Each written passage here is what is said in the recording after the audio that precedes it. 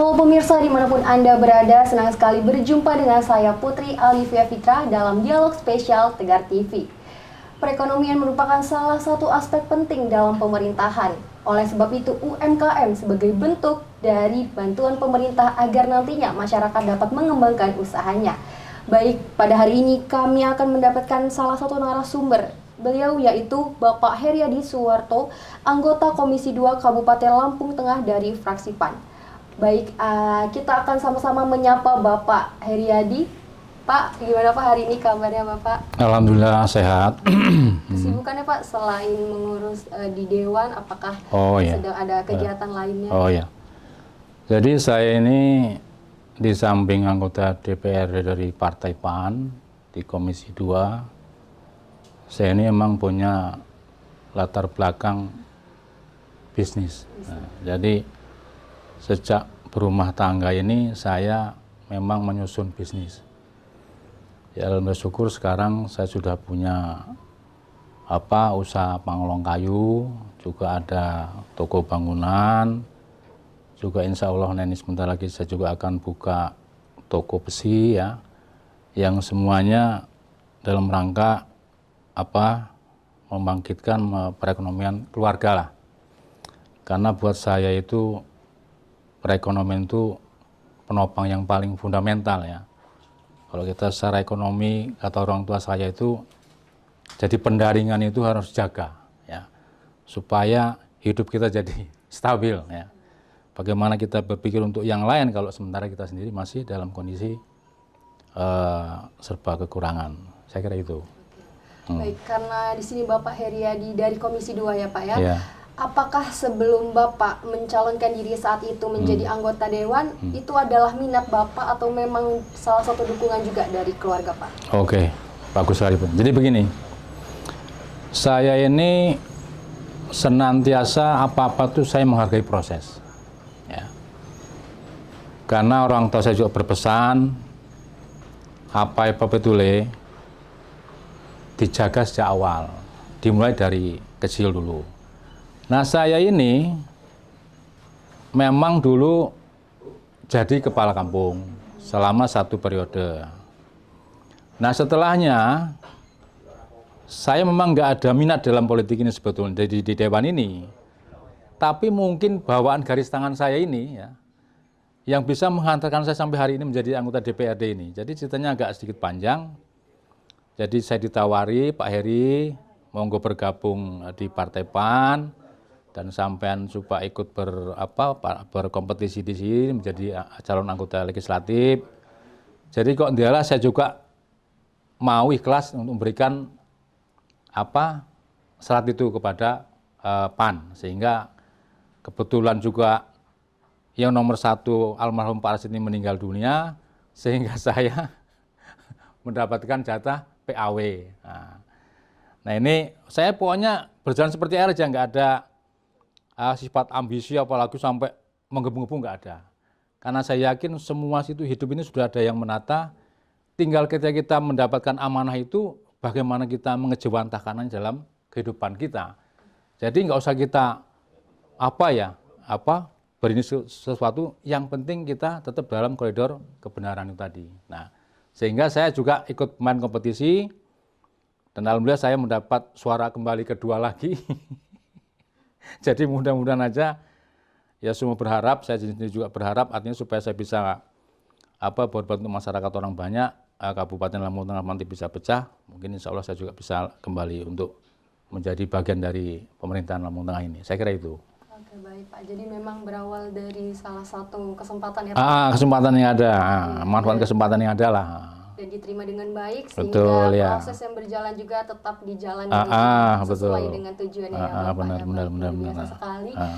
Terkait dengan menjadi seorang anggota Dewan Bapak, apa sih Pak hal yang sudah Bapak lakukan, tindakan nyata yang Bapak telah lakukan bagi masyarakat dan lingkungan sekitar Bapak saat ini? Oke. Jadi kita kembali ke fungsi. Jadi jangan lupa itu kembali ke fungsinya dulu ya. Legalitas, controlling, budgeting ya. Tapi di satu sisi, di luar 3 kontrol tadi itu, 3 fungsi tadi itu, ada pandangan masyarakat yang menganggap bahwa anggota dewan itu apa ya, testis lah ya, artinya secara pendapatan, secara apanya sudah di atas rata-rata. Jadi ada semacam panggilan dari hati saya ini, supaya saya bisa berbuat untuk masyarakat banyak itu, dan saya hanya Dewan PAW ini yang cuman kurun waktu sekitar 8-9 bulan ini, terus kebijakan secara pemerintah sudah diketok palu, jadi saya nggak bisa apa-apa lagi ya. Sehingga hanya sebagian dari gaji saya ini saya kontribusikan aja kepada kepentingan orang banyak. Satu contoh misalnya ada jalan yang berlubang, saya belikan sabes. Ada gorong-gorongnya saya juga berkontribusi di situ bersama dengan Pamong.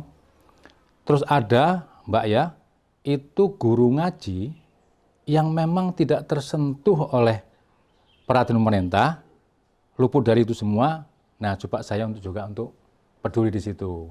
Yang memang mereka betul-betul mengabdikan ilmunya tuh untuk kepentingan agama. Nah, jadi saya harus, maka kemarin saya minta datanya, sudah masuk datanya, nanti dari gaji saya ini saya kasihkan ke mereka.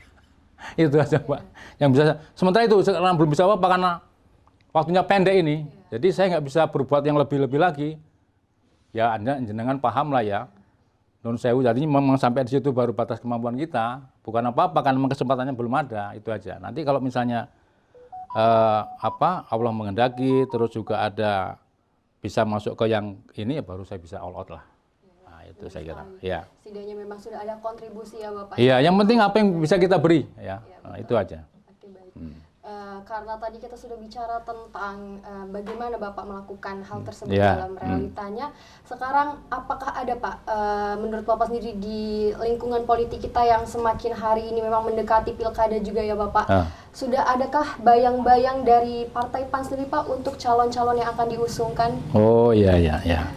Jadi politik itu kan dinamis Mbak. Jadi sampai hari ini ya selaku kader partai itu kan memang punya tujuan visi untuk menjadi kepala daerah, itu memang sudah seperti itu. Nah, kita juga punya kader yang insya Allah itu masih dalam penggodokan lah. Tapi pendekatan sudah kita lakukan, lebih-lebih sudah ada. Tinggal untuk nanti momen yang tepat insya Allah akan kita deklarasikan lah. Nah, itu kami memang sudah punya calon di situ. Ya itu harus di situ, harus kompetisinya di situ memang. Kalau kita nggak mengambil momen ini ya bisa kehilangan momen juga kita nanti. Jadi harus gunakan momen ini. Ada Mbak, ada. Nah, ya. Memang sudah dipersiapkan. Sudah dipersiapkan ya. Oke baik, Bapak mungkin nanti kita lanjut lagi karena kita bakal kembali lagi setelah jeda pariwara berikut ini. Tetap di Tegar TV.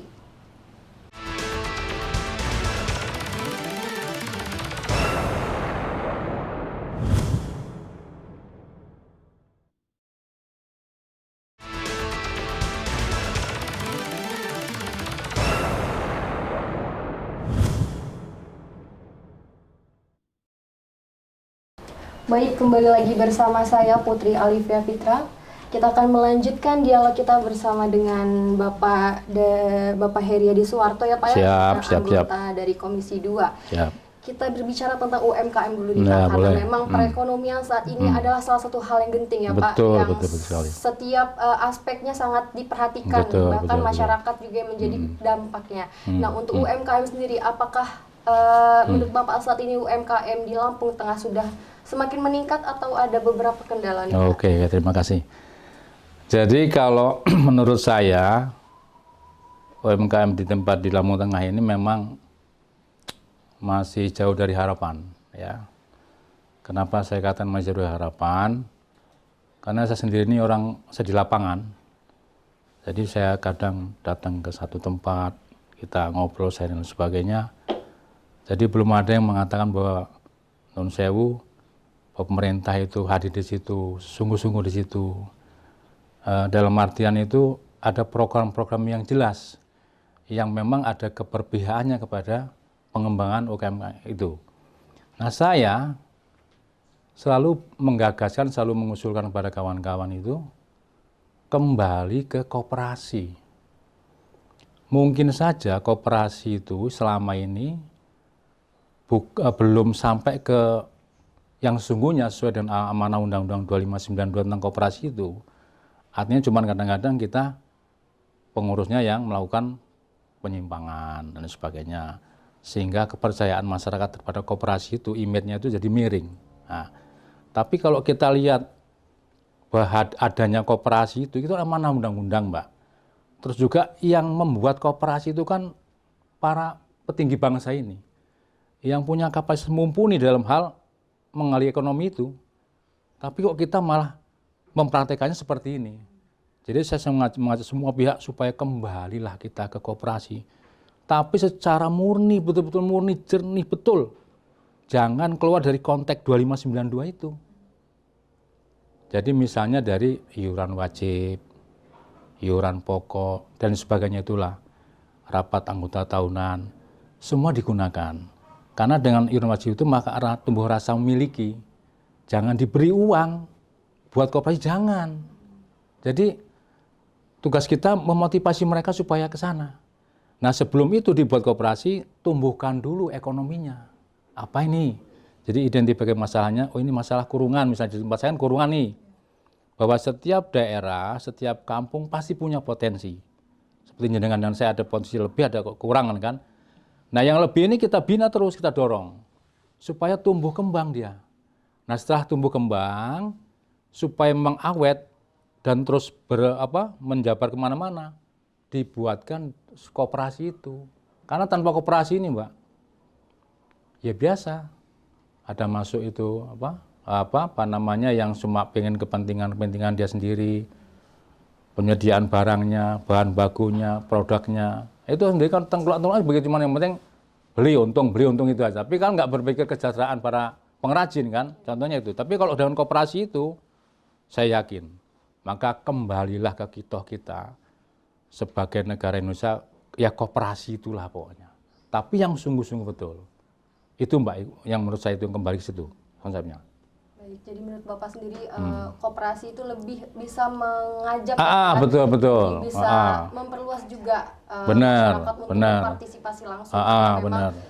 Diwajibkan untuk amanah undang-undang. Amanah, ya. Iya, amanah undang kan pasal 33 itu, jelas amanah undang-undang itu kan.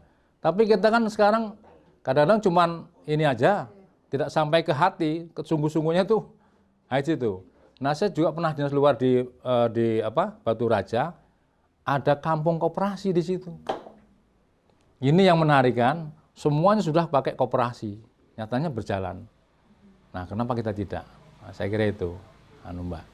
Namun apakah ada tantangan tersendiri Pak? Karena pastinya nanti ada pergantian ya Pak jikalau memang sebelumnya menggunakan UMKM sebagai salah satu sarana. Ketika nanti misalnya dirubah menjadi koperasi, apakah nantinya akan ada dampak juga terhadap masyarakat? Karena memang sebelumnya. Jadi kan apa-apa negara kita kan mengedepankan musyawarah mufakat. Jadi kalau sudah musyawarah, terus peserta musyawarah itu menghargai apa yang kita mufakati, semua menghormatinya, dan dijalankan sesuai musyawarah itu, saya kira nggak ada masalah. Kita kumpul dulu, ajak semua pihak, termasuk para pelaku-pelaku itu, kita ngobrol. Setelah ngejun mereka, nyambung, ayo kita buatkan koperasi, demi untuk tadi itu, menjaga perekonomian supaya memang berjalan baik, Mbak. Kalau enggak, kalau misalnya sendiri-sendiri, sana punya, saya jual segini aja, yang penting saya untung. Ini kan repot, nggak ada yang menata, nggak ada yang mengawasi, nggak ada yang mengendalikan. Jadi bahan bakunya beli di sana, segala macam itulah. Kalau sudah pakai koperasi, semua diatur oleh koperasi. Dan koperasi itu amanah. Jadi betul-betul juga untuk kemajuan anggota.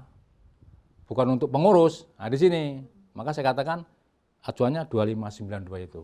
Rilis itu aja. Nah itu Mbak, saya kira itu Mbak. Untuk kesejahteraan. Iya, karena orientasinya pasti untuk kemajuan. Jadi bukan untuk golongan kelompok, bukan. Untuk kebersamaan itu. Baik, luar biasa sekali ternyata ya Pak. Ternyata memang ada minus dan juga plusnya terkait dengan, tapi kita harap juga ya Pak ya, semoga nanti ke depannya perekonomian di Lampung Tengah amin bisa lebih baik juga, apapun sistemnya itu yang memang setidaknya tepat sasaran betul. Dan dikelola dengan baik juga oleh para penerima. Itu harapan kita, juga betul. Bisa lebih membuka peluang usaha juga bagi masyarakat lainnya seperti itu. Apakah saat ini di Lampung Tengah ada berapa berita yang menurut Bapak tentang UMKM yang memang memiliki peningkatan yang baik Pak? Atau memang sejauh ini UMKM di Lampung Tengah memang masih stuck di satu titik saja atau bagaimana? Jadi kalau saya melihat masih pakai pola-pola lama ya, seperti umpamanya hanya mencari kesan, ada misalnya pameran apa, pekan raya apa, hanya begitu buat stand. Saya nggak pengen yang nggak suka seperti itu. Jadi saya pengen yang real-real, yang langsung menyentuh pada kehidupan nyata di masyarakat ini. Jadi yang tidak dalam bahasa pengkondisian. Jadi kadang-kadang kan kondisikan, ini seperti ini, jangan. Jadi pokoknya apa-apa itu real. Terus dasarnya dari hati. Maka kalau dari hati itu kesentuh hatinya, maka insya Allah kita juga akan mendapat tempat di hati, kan gitu. Tapi kalau misalnya cuma ya maaf non sewu, lip service, hanya sekedar untuk populasi dan sebagainya, ketika pulang selesai itu acara, ya bubar lagi, kembali seperti semula. Jadi saya nggak pengen, yang pengen pokoknya betul-betul real. Nah itu yang saya harapkan seperti itu. Benar-benar memang dilakukan masyarakat. Memang betul-betul dari hati. Dan itu ya. memang ada konsep di mindset kita berpikir memang untuk Lampung Tengah. Iya. Jadi jangan untuk kepentingan lain. Karena kalau kita melakukan sesuatu itu tanpa dasar yang sungguh-sungguh, ya, niat yang benar itu tetap kerasa loh, Mbak ya, kerasa di hati, kerasa di pikiran bahwa kita tahu itu cuma seperti ini. Nah, sehingga hasilnya pun nanti bubar itu acara ya bubar pula semuanya. Nah itu. Dan bisa kita ambil juga dari bagaimana pemanfaatan sumber daya alam yang mereka lakukan. Betul. Ya. Apakah memang asli sumber daya yang ada di Lampung Tengah ini sendiri atau hanya sebagai mengikuti tren-tren zaman sekarang ya, karena sekarang banyak sekali, kalau anak muda bilangnya FOMO Pak. Jadi banyak hal yang hanya ikut-ikutan tapi tidak konsisten. Betul. Itu Pak.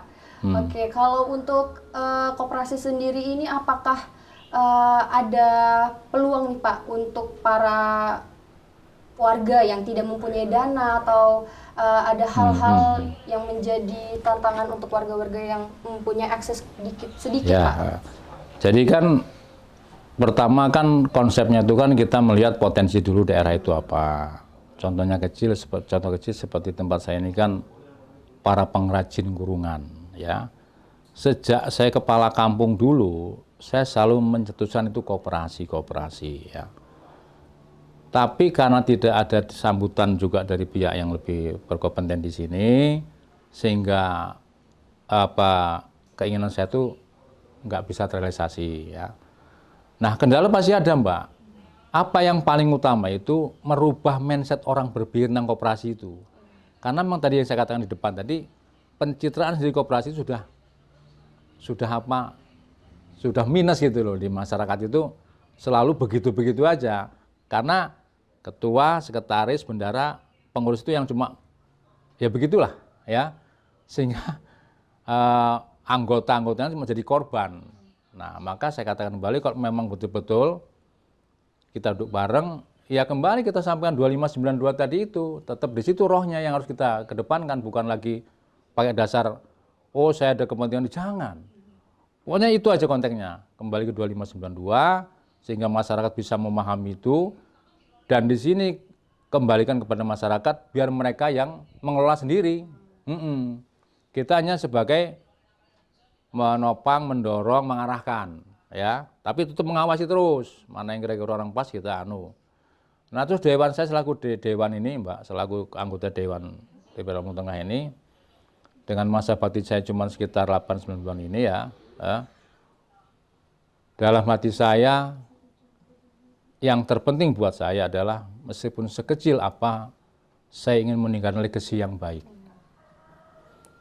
Jadi kalau melihat kita sadar diri bahwa pangkat, jabatan, harta itu cuma titipan yang suatu hari pasti akan kembali, ya. Yang dikenang apa legasinya itu. Nah, saya akan buat di situ aja. Yang insya Allah tetap konsep itu, dan saya yakin. Saya terima kasih betul ini ada acara seperti ini, ya. Saya didatangi, alhamdulillah. Terima kasih betul, alhamdulillah. Mudah-mudahan ini bisa menginspirasi kita semua, terus memotivasi kita semua, supaya Lampung Tengah ke depan besok akan lebih maju dan lebih sejahtera lah, itu aja. Baik, Bapak, kita nanti akan lanjutkan ya Pak perbincangan kita setelah jeda pariwara berikut ini, tetap di Dialog Spesial Tegar TV.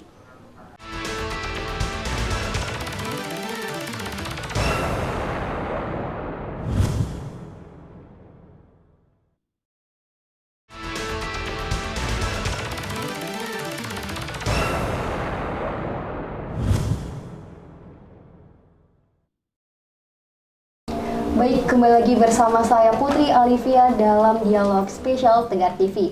Masih bersama narasumber kita Bapak Heriadi Suwanto dari Komisi 2 DPRD Kabupaten Lampung Tengah.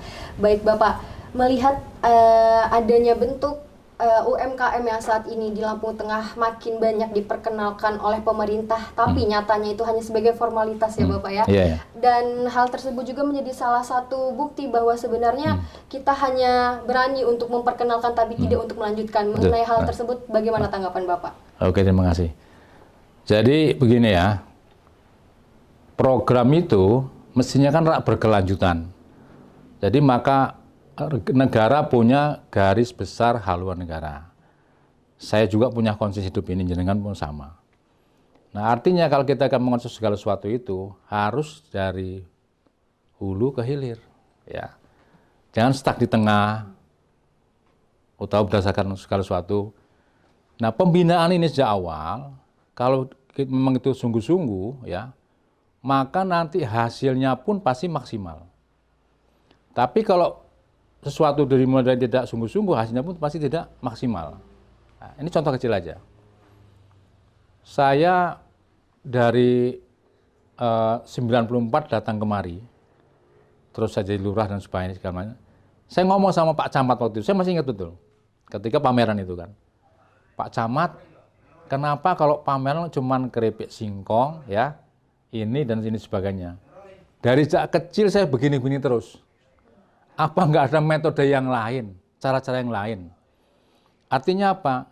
Jangan hanya lab service ini dipamerkan, dikemukakan, tapi nggak ada pembinaannya, nggak ada ininya, sehingga eksistensinya nggak ada sama sekali itu. Kerasa setelah bubar ya begitu aja.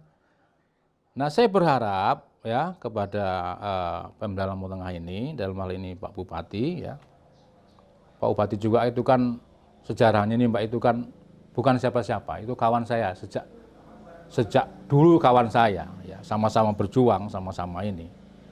Nah, saya hanya berharap Pak Bupati ini punya kesungguhan memperhatikan ekonomi dari sisi UKM, menggerakkan ekonomi dari sisi UKM ini dengan koperasi itu. Nanti siapa Pak Kadisnya, ya, terus diberikan arahan supaya satu hal ini betul-betul diperhatikan secara serius. Agar apa? Agar masyarakat ini betul-betul sejahtera sebagaimana yang kita harapkan. Saya kira itu Mbak. Oke, Ya. Karena disesuaikan ya Pak Ya. ya. Karena kebetulan Bapak juga berasal dari Komisi 2 Pak. Ya. Apakah dari Komisi 2 sendiri sudah pernah mengajukan rekomendasi ke dinas lain terkait hal ini Pak? Kami kemarin sudah sempat hearing dengan dinas terkait, ya toh. Nah saya juga mengatakan itu kan di situ ada Indomaret, ada Alfamart, ada gerai-gerai dan sebagainya itu. Yang mereka itu di belakangnya adalah kaum kapitalis, ini Nun Sewu ya. Jadi saya melihat ada di Sumatera Barat itu tidak menerima Indomaret, Alfamart, di Bali pun demikian, kan saya pernah dinas luar ke sana. Artinya mereka komitmen, tidak mau di Jogja juga seperti itu. Nah artinya apa? Bahwa Indomaret, Alfamart itu juga secara fisik mungkin meramaikan ya, mungkin. Tapi coba jenengan teliti secara mendalam, apa sih kontribusinya?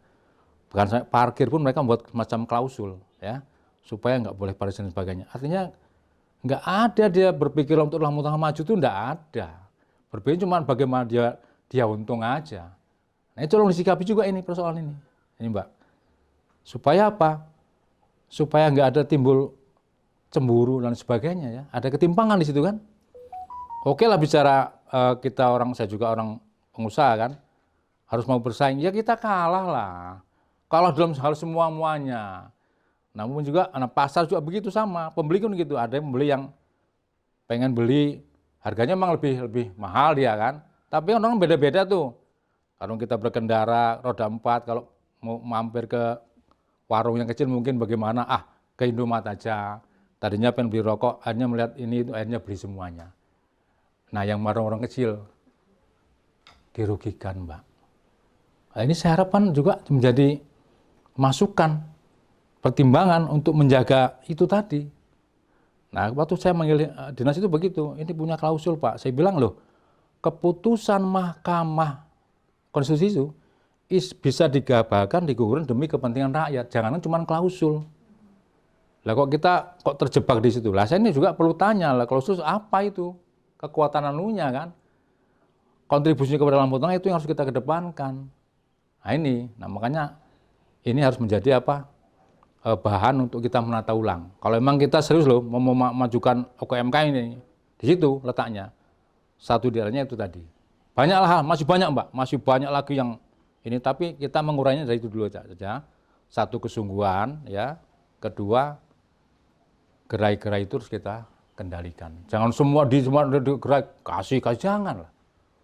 Jangan, benar kita berkompetisi, tapi kalau dengan mereka kalah kita lah Mbak, kalah semuanya, manajemennya, permodalannya, terus apa ahlinya, ilmunya dan sebagainya, kita kalah. Sehingga kita harus apa? Harus mengalah akhirnya. Dalam posisi mengalah, kasihan para warung kecil ini apa yang terjadi? Ngomong ke saya, ini sini warung sini pada gimana Pak Heri, itu ada Indomaret, itu kami bagaimana? Itu saya bagaimana? Nah itu kan, saya miris dengannya itu. Dulu waktu saya kepala kamu, saya nggak izinkan itu Mbak, ya, karena memang tadi pertimbangan itu tadi. Tapi sekarang ada itu di Nunggarjo ini, dan juga masih dalam tahap izin belum selesai itu. Saya kira itu Mbak. Baik Bapak, luar biasa sekali ya. Mungkin sebelum kita tutup dialog kita pada hari ini, dipersilakan Pak untuk memberikan salah satu hal yang akan disampaikan kepada masyarakat Lampung Tengah. Terima kasih Bapak Ibu sekalian, masyarakat Lampung Tengah khususnya Dapil 1. Jadi kita tidak perlu pesimis ya, kita harus tetap optimis. Karena di balik optimis itu pasti nanti muncul ide-ide gagasan untuk mencari solusi ya. Hidup ini kan dinamis. Jadi saya harapkan kebersamaan kita antara saya wakil dengan Bapak Ibu sekalian jangan sampai ada jarak ya. Siapa saja monggo menyampaikan aspirasinya kepada saya akan perjuangkan dengan sepenuh tenaga dan pikiran yang insya Allah bermanfaat untuk kita semua. Saya kira itu. Terima kasih. Baik, Bapak terima kasih banyak atas kesempatannya telah berdialog bersama pemirsa Tegar TV di rumah. Itulah tadi pemirsa dialog yang akan kita lakukan hari ini. Saya Putri Alifia Fitra pamit undur diri. Terima kasih.